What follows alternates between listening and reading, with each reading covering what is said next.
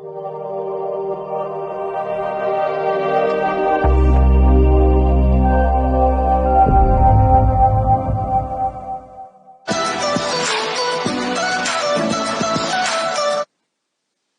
back, ladies and gentlemen. With that, we move on to the closing keynote of the ET FMCG Virtual Summit 2020, titled Modernizing Supply Chain in the Age of Space Travel.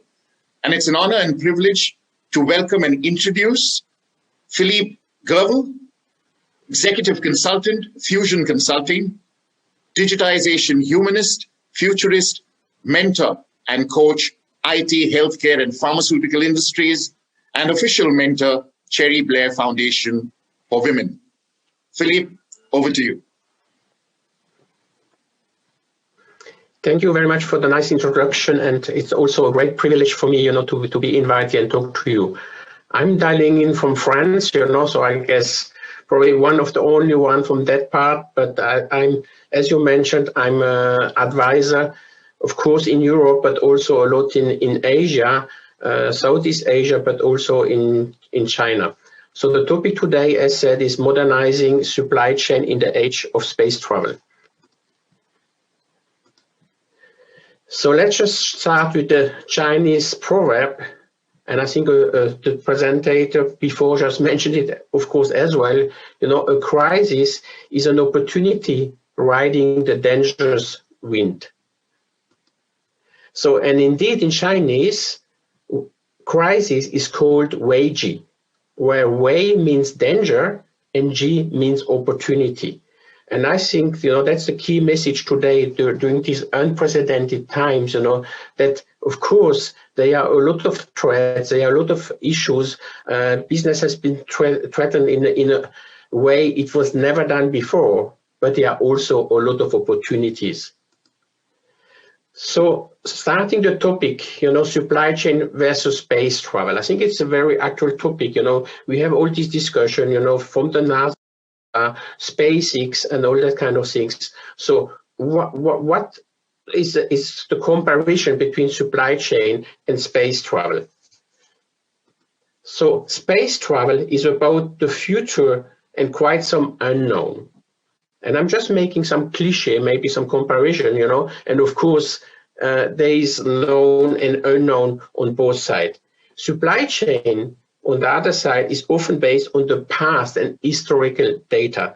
And we have faced a lot of issues during this pandemic because of that, talking about masks, respirators, drugs, and whatever, usually our supply chain is based a lot about historical data, the past. And then something like the pandemic is coming, even calling it the black swan may be not strong enough because it's much bigger than a swan.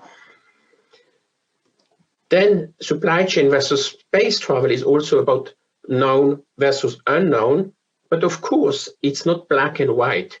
You cannot say, that supply chain is known and space travel is unknown. But of course, there is more of one on either of the sides.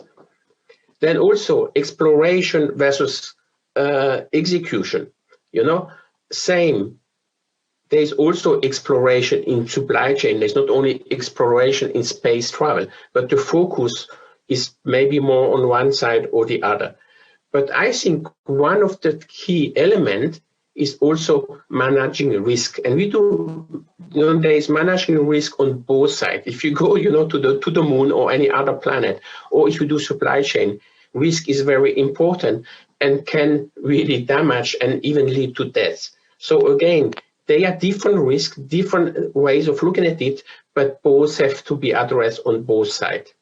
So let me just share something interesting, and I hope that you can read it, but that's something I found from probably 2018 from a DHL program called Resilience 360.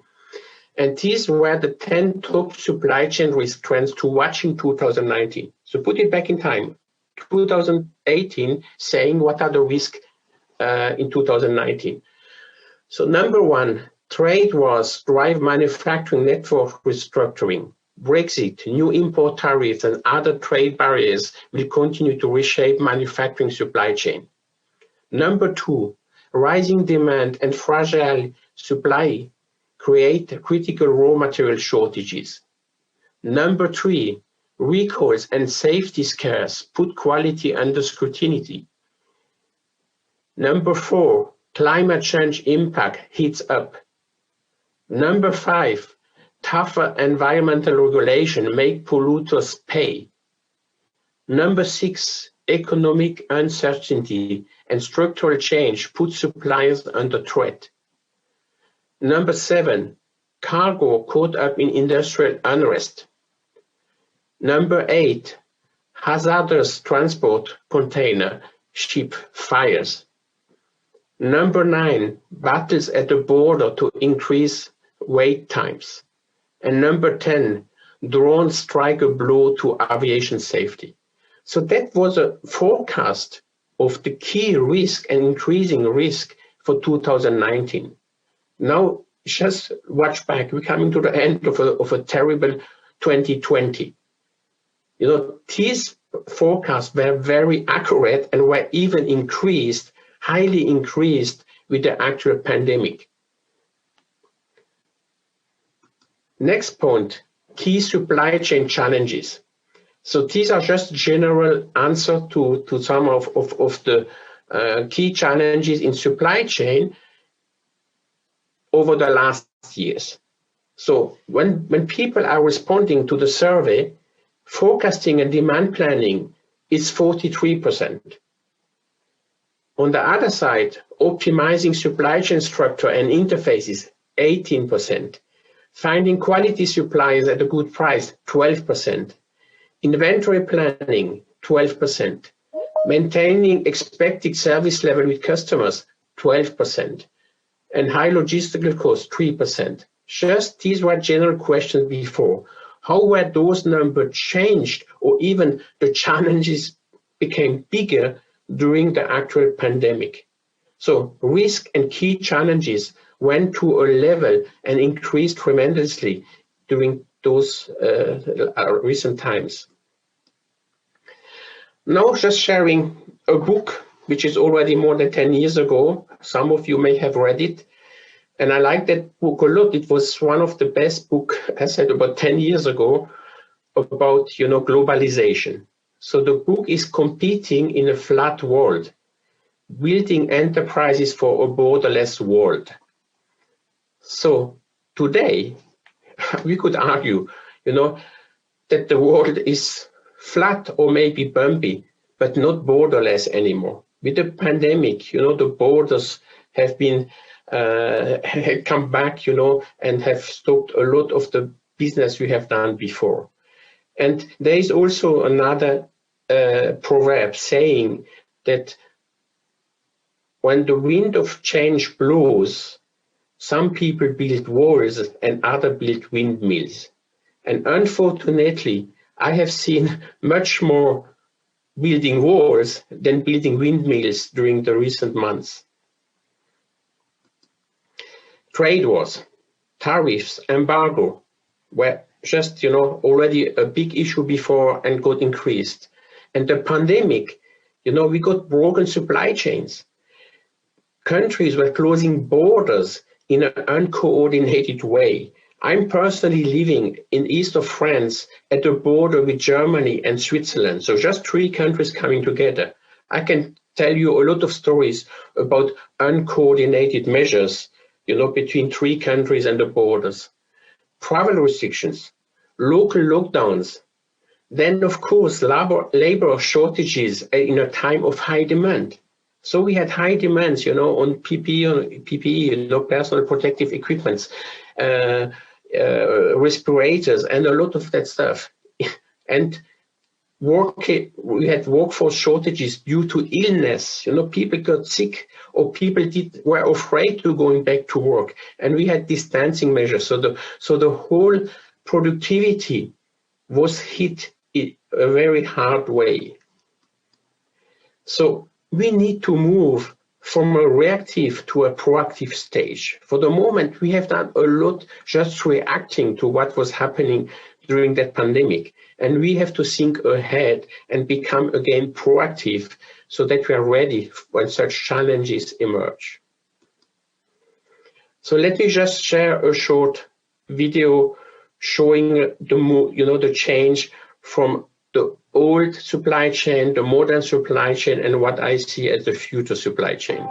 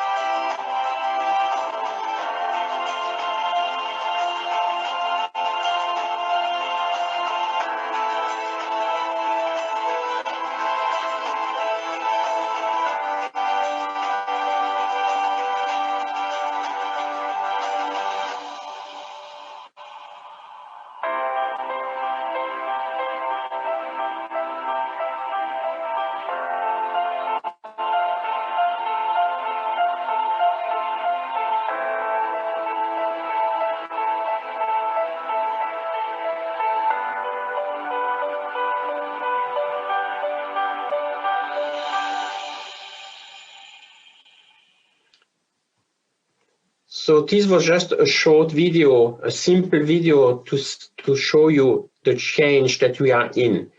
And I just had a presentation also last week in China about, and the topic was, so it was the Manufacturing International Forum in Tianjin, and the topic was from globalization to localization. So what I call globalization. So from globalization to localization is also kind of global localization. And the previous presenter was also talking about that, the local piece, but still being global. And that's basically that model to move from the modern orchestrated supply chain to this future of supply chain, which must be multi-dynamic, interchangeable, flexible, and adaptable supply chains. So there is a required paradigm shift in that space. We need to change, and a lot of people talked about, there's a life before COVID and a life after COVID. And yes, it will be very different. We will need different business models, and a lot of them have already changed, but there are still too many people who just waiting the crisis to pass and think they can come back to the business as it was before. We have to look for a different business and different business model, not just the business as before. So of course, we will talk about automation. It has already started, but we need to do more automation and maybe different automation. New robots should not just do what humans did, but also what humans were not able to do, or maybe remove the risk that we have today, and remove the risk from the humans and having machines doing that. There's a need for alternative supply chains. There were a lot of cases, even in India, I remember a few cases when airports, major airports started to lock down and you could not ship anymore out of those airports, some companies found some secondary airports, smaller airports, which were still running and were able to ship the material from this secondary level.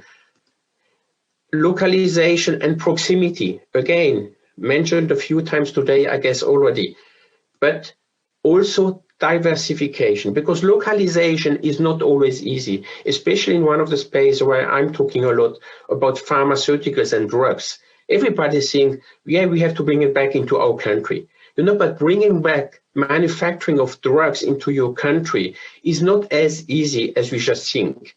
First of all, we might not have the manufacturing capabilities anymore, or we never had it. But if you start change the manufacturing location of your drugs, you have to register those drugs again in every single country where you're selling it. So I think it's easier to say than to have it. So my topic would be more about diversification, not your eggs in the same basket, which was a key issue during this pandemic.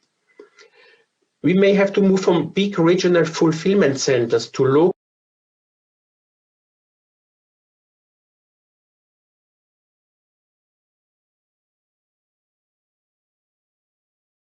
micro fulfillments. That has increased and will continue to increase. Online versus offline and omnichannel, mentioned a lot before. Models like click and collect also, which is a mix of online and offline, are used a lot today and will remain. They will not just disappear once COVID will disappear. Integrating supply chain with digital logistics, better using new data. We have new data. Again, we cannot do forecast of manufacturing only based on historical data. We have to use data that was collected during such a crisis and learn how to better use this data to drive our manufacturing and our supply chain. Cheaper, smaller, more efficient. Of course, easy to say, but we went in another direction before where we consolidated big volumes and everything. Now we have to learn to make it smaller, cheaper, and closer. So let's share a last video to conclude my presentation. And this video is just about a conveyor belt. So look at this small conveyor belt, very new technology, and then I will put my arguments about that.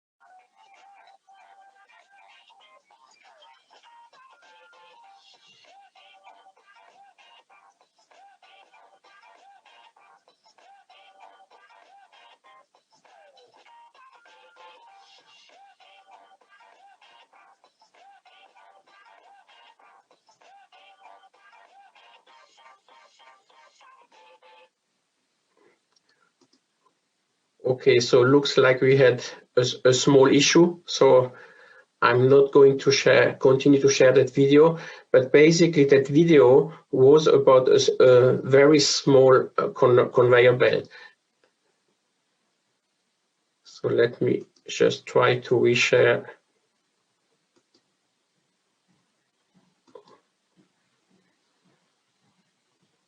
Oops, looks like.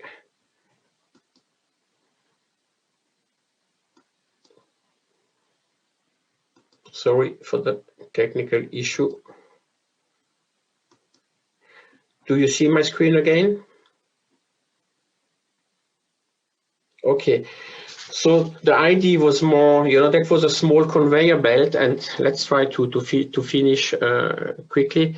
So this new conveyor belt had a few information like layer patterns, any, pallet format, any, throughput 40 plus cases per minute, space requirement less than 3 square meters, noise level less than 70 decibels, smallest object 150 millimeter by 150 millimeter, largest object you can put on this conveyor belt, no limitation, automatic error detection, object will be redirected, and easy maintenance. You can replace one single cell in less than 5 minutes. So what I wanted to show is, if you take the example of this small conveyor belt and you put it back into the context of the whole supply chain, then this layer patterns any is about adaptability. Pallet formats any is about flexibility. Throughput is the speed. Space requirement is for me local. Noise level is about pollution. Smallest object is about small quantities, and largest object, of course, about big quantities. Automatic error detection is about quality. And easy maintenance is about reactivity. And these are the values, these are the topics you have to put in mind for a new global supply chain. And what I would say, global localization. And to conclude, there is a saying from John Kabat-Zinn, who is an American professor of medicine. And he's saying, you can stop the waves, but you cannot stop the waves, but you can learn to surf. So thank you very much for your attention, and I'm open to any questions, but I think I was a little bit over the time because of the technical issue made my video. Thank you so much, Philippe, for your fantastic presentation on modernizing supply chain of space travel. We do not have any questions at this moment, but if there are any questions, we will direct them to you offline. Of course. Thank you. Thank you so much for your time, and we wish you the very best going forward.